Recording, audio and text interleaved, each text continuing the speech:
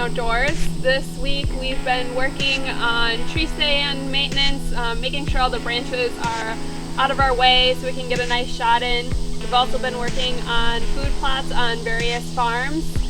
Today we're out here on the farm checking trail cameras, seeing if we have anything new. So these past few weeks, like she said, we've been working on trail cameras and food plots. Bobby McNeil and myself did one food plot that we're gonna show you in a minute here, and then we'll come back and show you what we're gonna be doing today, and we're gonna check on the food plots and possibly show you some of the bucks we've been finding on trail cameras. So stay tuned.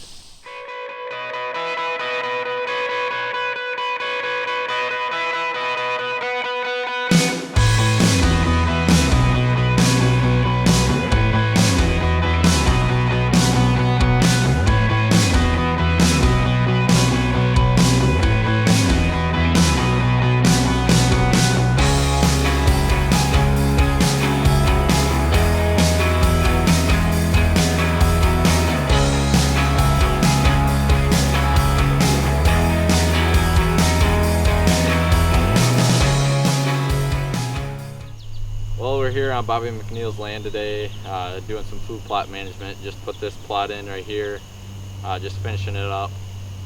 So Bob's going to talk about what he's been doing the past few weeks here with trail cameras and food plots, and what his plan of attack will be for this upcoming season. For the upcoming season here, we're working on our food plots. We just finished this one up. We planted our turnips, our beets, and our brassicas. We still need to clear a little brush, but that won't take too long. And we still have to get all our stands up, so there's still a little bit of a process to go through this. We have gotten all our trail cameras up, and we're getting great footage and great pictures on our other food plots we planted in the spring, including our clovers. We planted a little bit of brassica. It didn't really grow then. We've had a little bit of a drought here, but it's good to get some rain.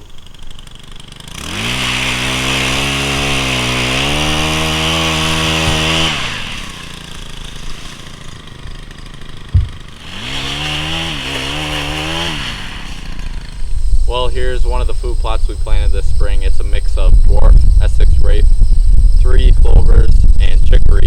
At first I didn't think it was coming in at all, but I came back to check it just a few weeks ago and noticed there was a lot of clover coming up all over the place. So we came through last week and mowed it all down. So hopefully in these next couple weeks we can have a lot more of this clover and chicory coming up instead of all this grass and weeds.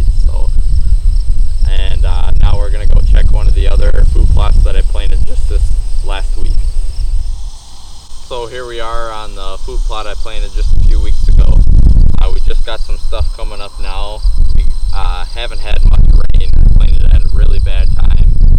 And we've had 2 rainfalls, which actually were around 2 inches each. So I was lucky enough to get those. And we just got one about 5 days ago, so it's starting to come up, so hopefully by deer season it'll be nice and full. So now we're going to go down to the bottom here and put a makeshift watering hole in.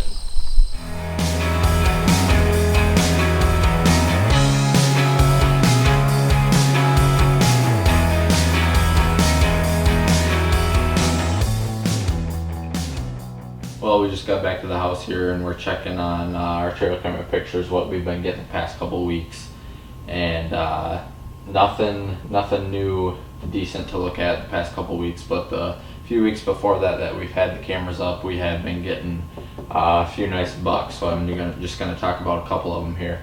This first one is one I nicknamed Bino, and he will be for sure in our top 3 for our hit list this year. He blew up a little bit, and we've gotten pictures of him about 2 or 3 different times. So hopefully he keeps showing up on camera and we get a shot at him here early in the season. That'd be nice, or when rut rolls around. So, and this other one I nicknamed Crazy 8. He walked under my stand at 10 yards last year, and I chose to pass him up. He was in the 120, 130 range, we thought, and we thought we'd just give him another year. He's probably a 3.5-year-old last year, and I think he's a 4.5 this year. So I think we're gonna put him in our top 3 for our hit list. So we'll be looking for him to show up on the camera and hopefully under our stand again. So keep you updated on that, and if we get any other bucks in our top 3 hit list, we're keeping a 3rd slot open right now. We've been getting a lot of pictures of a lot of 3.5-year-olds, maybe a couple of 4.5-year-olds, but none of them are really standing out too much to us. So for right now, we'll stick with those 2. We still have our number 1 hit list buck from the past 2 years. We have not gotten a picture of him yet, so that's not good. Hopefully he shows up on camera, or one of these days just comes right under the stand. That'd be great. So we'll keep you updated on that. So we got the small watering hole all done and filled up, and we're hoping to draw a few deer to that. It's right in the middle of our couple of food plots, so I think that'll work just great. So for this next episode, it'll be one of 2 things. I would love it to be a deer, big buck on the ground for you guys, but if that doesn't happen in the next couple weeks, next 2 or 3 weeks, I'm hoping to put another episode together of a shooting day we did, just kind of a fun day the ProStaff had a few weeks ago, of just doing some trick shots with the bows and guns. We had a lot of fun, so we're going to show you that for a whole episode, either the next episode or maybe even the episode after, if we can get a deer on the ground. I'm hoping if I don't see any mature deer, I'm going to get a doe on the ground in the first couple of weeks of bow season. I'm hoping to anyways, so hopefully I can get that on film and I'll bring that to you for sure. So make sure to check our Facebook and Twitter pages to see any updates from the woods while we're hunting.